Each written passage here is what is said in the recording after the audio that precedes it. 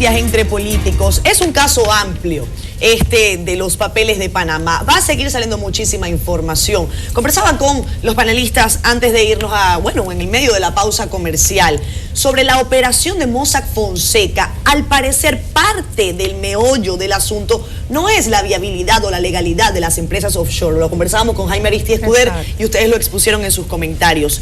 Las empresas offshore son legales. El punto es cómo esta entidad, esta firma Mossack Fonseca, omitía información de personas políticamente expuestas. Eso es una categoría. Los PEPs. Los PEPs, exactamente. Ramón Monchi lo va a explicar a continuación.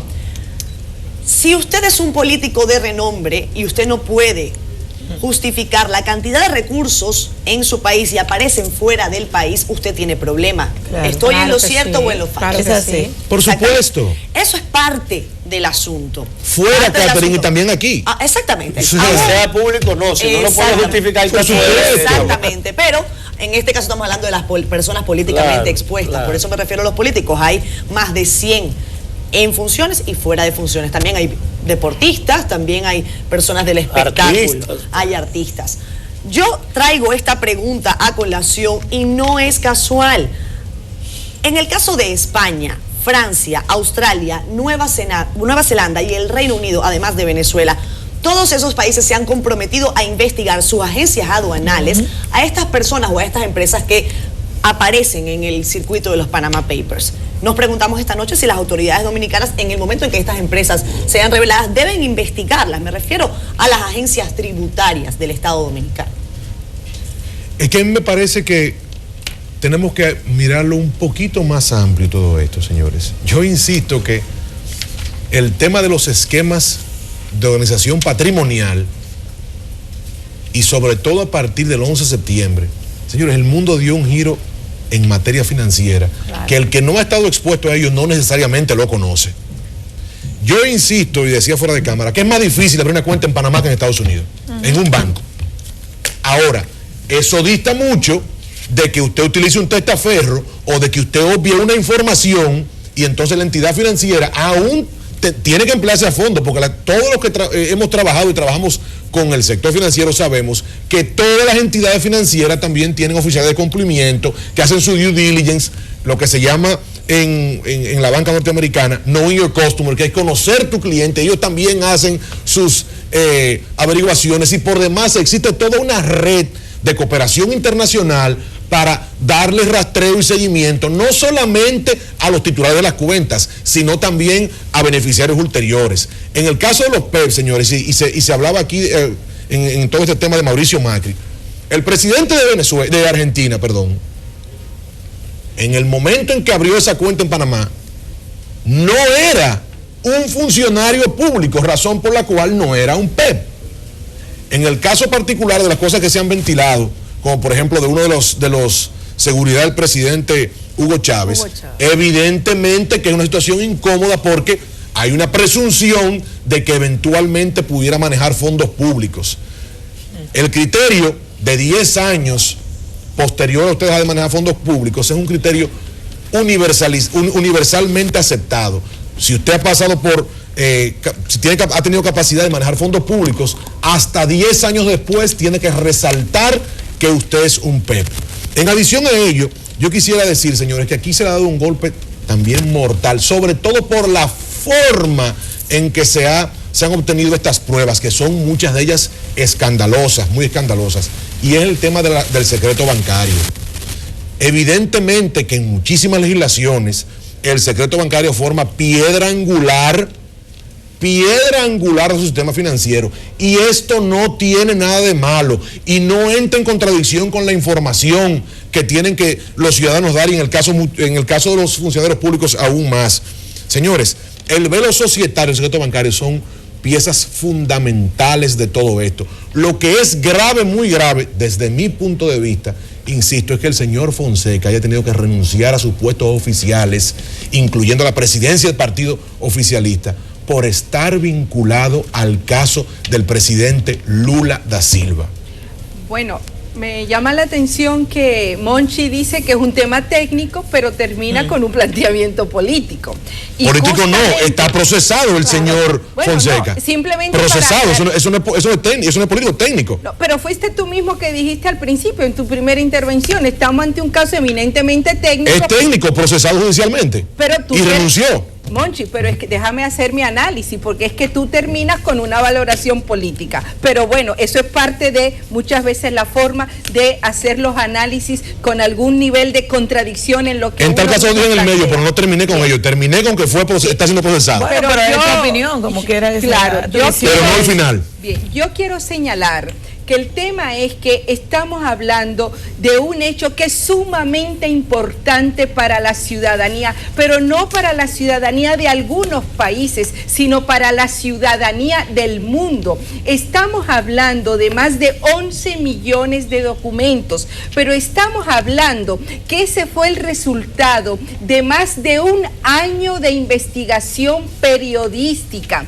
que se buscó. El diario alemán convocó al Consorcio Internacional de Periodismo de Investigación, y eso es sumamente importante porque coloca el rol que tienen que jugar los medios de comunicación en colocar estos temas que quieren ser tapados por diferentes sectores en base al tema de que no hay nada ilegal porque es una compañía legalmente constituida, de que el secreto bancario es algo que tiene que valer porque legalmente, y lo pongo entre comillas, es parte de nuestras legislaciones, cuando lo importante es que se abra la documentación, que se coloque la información en el seno de la ciudadanía, que esta información es un derecho de todos y de todas a nivel mundial, y que lo que tienen que hacer los estados es proceder inmediatamente a que se investigue,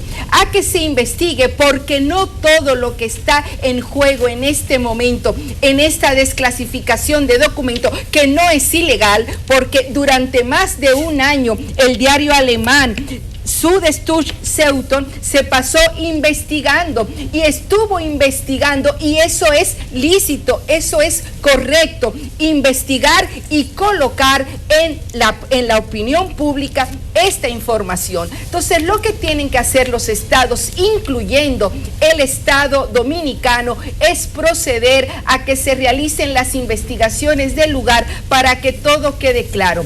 La transparencia, la lucha contra la corrupción, contra la impunidad, tiene que ser uno de los elementos fundamentales de la política hoy día. Debo señalar que los grandes niveles de desigualdad que hay en el mundo, y estamos hablando de que el 1% de la población mundial concentra el 99% de la riqueza, y eso se debe justamente a que hay esos paraísos fiscales. ¿Y qué significa un paraíso fiscal para que el ciudadano y la ciudadana lo conozca? Significa que hay un lugar, hay algunos países donde la legislación permite que haya una exención de impuestos, que no se paguen impuestos en los países, no se declaran las empresas o en sus países correspondientes, y van y las registran en otros países de manera legal,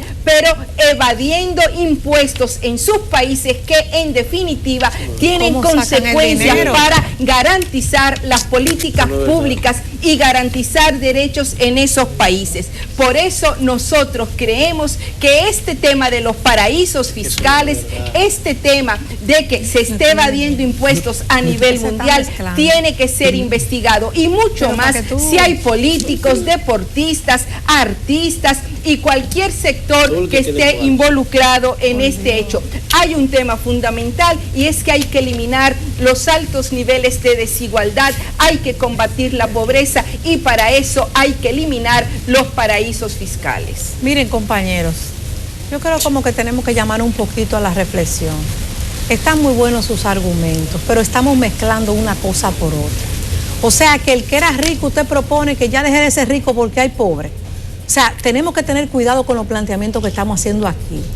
Todos queremos menos corrupción, todos queremos menos desigualdad, pero cada cosa en su lugar y en su momento. No confundamos nosotros, que a nosotros no nos luce mezclar una cosa con la otra. Una cosa es que un político haya que investigarlo, que ninguno nos ponemos a eso.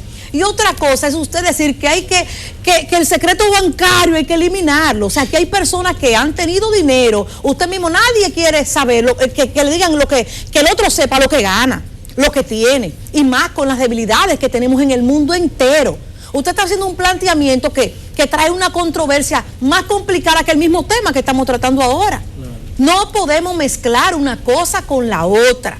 Estoy de acuerdo con parte de su intervención, pero veo como que no entiendo cuál es la confusión de una cosa que no tiene que ver con el tema que estamos hablando ahora mismo.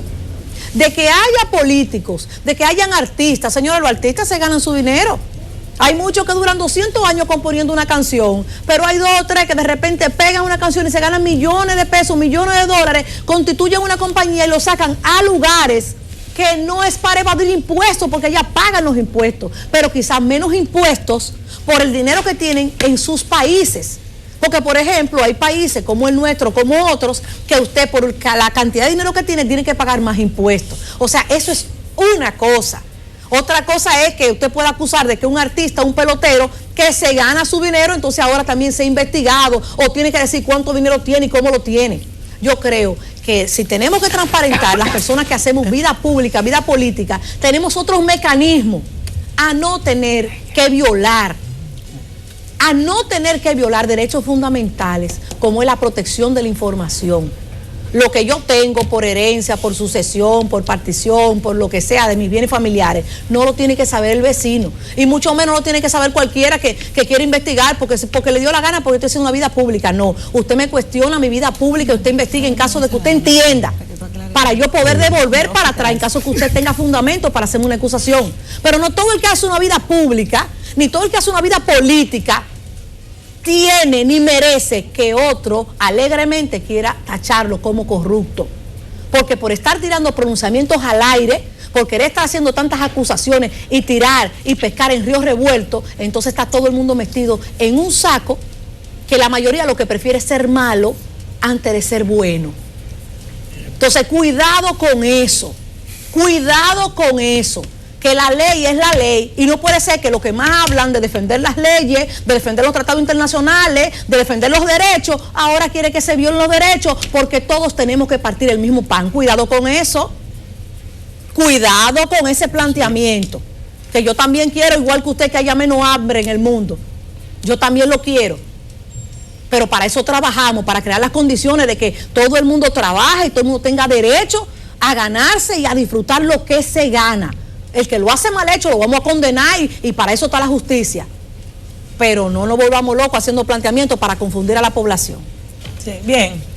Es interesante escuchar todas las opiniones que se han vertido en este panel hoy sobre un tema que de principio yo dije que estaba en los inicios de toda su dilucidación, y que es obvio que necesitamos mucho más información, que se desarrolle un poco más el tema para que los conceptos que se emitan aquí en este panel pues estén apegados lo más apropiado a lo que es la realidad. Si estamos hablando de paraísos fiscales y vemos que en cada acción social o económica hay una razón. Hay una razón de que la gente no coloca sus dineros en lugares donde no va a tener algún tipo de beneficio o de protección. Y pasa esto en este tipo de empresas.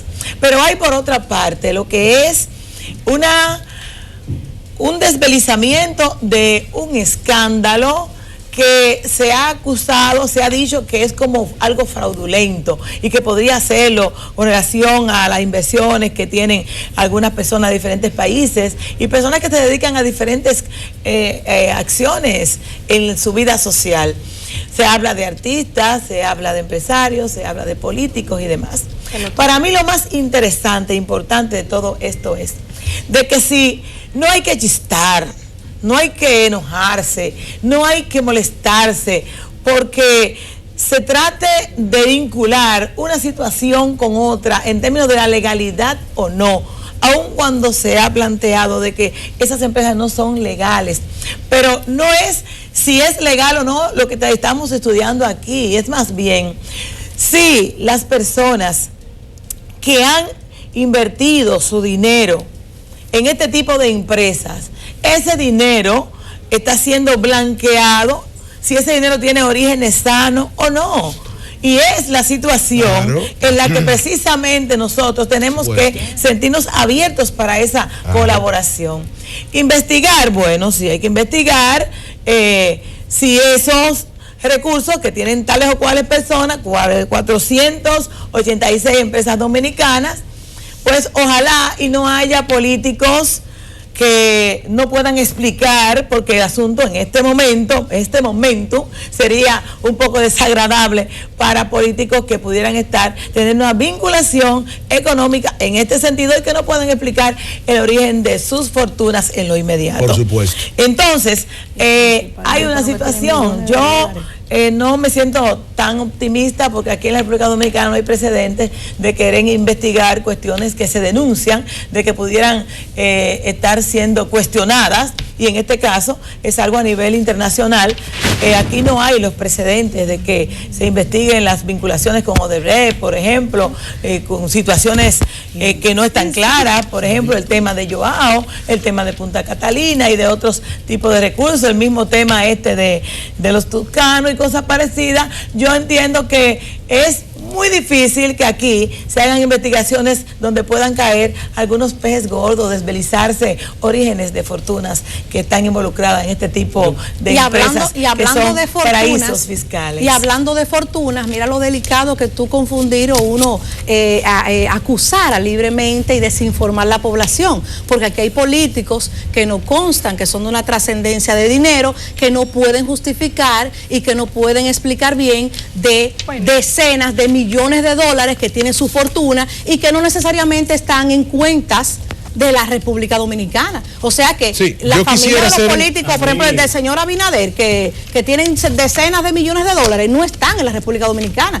porque todo el mundo de una manera u otra busca cómo. Pero hay que aclarar, por si acaso, déjame dilucidar un poco el veneno de Karen. Hay que tener mucho cuidado. Pero ¿por qué tiene que ser veneno? Si estamos hablando de lo delicado, pero precisamente esos recursos de esa familia son recursos que son bastante claros, de gente que son honestas de pies a cabeza, que obviamente pues no hay cuestionamiento en ese sentido. Ahora bien, los políticos que tienen estas dificultades que no pueden explicar, como Félix Bautista, lo dije de su fortuna, más otros más que se han hecho ricos durante los gobiernos del PLD, entonces tienen que aclarar su situación. Él no supo explicar señores, tampoco.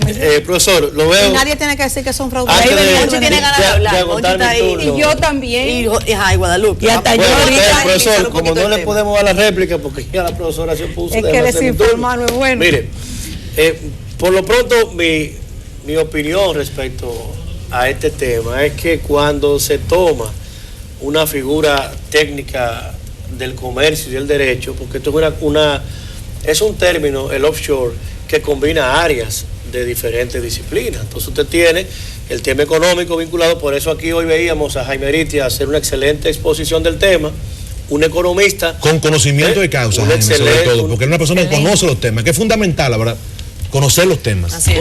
Precisamente ahí es que está el problema. Por eso lo traímos, enfoque final, para explicar pero me consta que Jaime sabe. Claro. No, y él lo dice abiertamente. No, pero es que cualquier economista en principio, uno pues, por eso ustedes, si pudieron ver, Catherine, amigos, compañeros y sobre todo el público, cuando íbamos viendo el análisis, usted fue viendo cómo se fue perdiendo en el tiempo.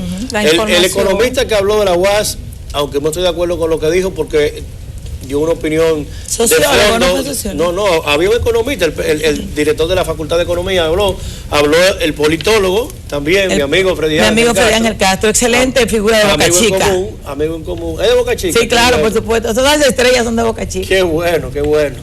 Entonces, de igual forma, ahí pudimos ver cómo también terminaba el sindicalista Fernando Peña. Entonces, al final, hay una mezcla de arroz con mango y la gente cuando tiene una formación y uno bien decirlo, y la pasión, el tema de la visión, de que tengamos igualdad, el tema de lo que todos queremos, nadie pues quisiera que estuviéramos en un mundo desequilibrado económicamente, sino de que hay temas que la gente no maneja y pues usted ve que termina hablando de, como habló él ahí, de distribución de riqueza con el tema de un offshore. Aquí hay un tema completamente distinto a lo que al final se estaba verificando en la opción, y eso es lo que apena, que cuando haya un debate sobre la base de una ecuación, de una lógica que no tiene nada que ver con ese tipo de componentes, entonces lo asumamos de esa manera porque se relaja el tema y la gente pierde la vinculación.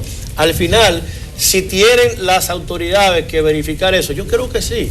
Todo lo que pueda generar información, todo lo que sea necesario que se presente ante el cuestionamiento público, bueno, pues en principio de hecho están obligados de manera oficiosa a hacerlo, pero decir que la naturaleza de la creación de un offshore es la evasión de fondos, eso no es correcto, porque entonces eso desvincula, desnaturaliza, descontextualiza lo que estamos nosotros enseñando en las aulas. Porque ¿cómo vamos a decir entonces que el sistema de derecho asume como una figura jurídica del sistema el offshore como figura técnica, económica y de derecho, y que entonces eso está dado para evadir? No. Que los vehículos de motor, unos son usados como ambulancia, otros como vehículo deportivo para correr y otros para atracar, no podemos decir que los carros son para atracar. Usted puede decir que las armas de fuego son para repeler una acción, pero usted no puede decir que son solo para matar. Entonces, todo depende de para qué una operación al final haya tomado un instrumento legal como ese. Un offshore no es correcto, y que quede claro ante el cognitivo de la gente de que no es una figura de delito penal internacional, ni mucho menos. Es una figura de comercio propia de las características de esta economía de mercado y que en nada vincula la evasión. Monchi. Hay algunos temas que por su naturaleza hay que entenderlos y estar formados en ellos para opinar más allá de los juicios de valores, no diluirse en otros elementos. Para hablar de estos temas y hacer aseveraciones de que hay conexidad en lavado, en evasión fiscal, hay que conocer a profundidad conceptos como la renta universal, renta local. Hay que conocer, señores, o haber trabajado con entidades internacionales, con bancos que se comunican, intercomunican, que se comparten información. Hay que haber visto tratados internacionales de compartir información financiera, porque yo insisto que hay muchísimas cosas que aguantan discursos altisonoros o casi siempre los mismos argumentos referidos a conceptos abstractos, amplios, que no necesariamente tienen nada que ver con esto. Lo que es un hecho evidente, señores, es que no hay forma de hacer estas operaciones, que son muchas legales, la mayoría es la norma, y otras ilegales, sin que toque diferentes puntos, razón por la cual no estamos hablando de un tema dominicano. Señores, para usted mover dinero, tiene que usar bancos corresponsales, tiene que usar otras entidades, tiene que hacer movimientos, transacciones, que inmediatamente tocan los límites de otros países, se escapa de la jurisdicción dominicana estos temas. Pero yo subrayo que hay que entenderlo y estar mínimamente formado para ello, para opinar más allá del discurso estrictamente político. Bueno, yo lo que quiero decir que independientemente de todos esos argumentos que ustedes dan, los paraísos fiscales perjudican a los países pobres, que los paraísos fiscales son un mecanismo que se tiene a nivel internacional para evadir impuestos, que es un mecanismo a través del cual se legaliza el que no se paguen impuestos en los países donde se produce, y esas empresas se registran en otros países para lavar dinero, para evadir impuestos, y eso perjudica fundamentalmente a los países pobres y a la gente más vulnerable, y sobre todo es lo que profundiza los altos niveles de desigualdad que hay hoy día en el mundo. Por eso es que eso hay que tratar de combatirlo, y simplemente nosotros, incluso como políticos, como congresistas, lo que tenemos que plantear es que se investigue, que el Estado dominicano abra la investigación de manera inmediata a través de sus aduanas, del pago de impuestos, de las empresas que están aquí, como tienen que hacer el resto de los países, para que eso quede clarificado y garantizar el derecho a la información a los ciudadanos y ciudadanas del mundo. Miren, tenemos que despedir el programa. Es un tema álgido y va a dar mucho de qué hablar. Yo honestamente... Técnico, Catherine, sobre todo. Yo amé, pero además de técnico, Monchi, a mí me cuesta creer, y yo entiendo que a la audiencia también, que 107 medios de comunicación, entre ellos la BBC de Londres, o sea, medios de comunicación muy respetados, estén detrás de la pista de algo que sea por todos los lados legal. No estoy diciendo que todas las empresas que están involucradas en este caso estén cometiendo alguna ilegalidad. Aníbal.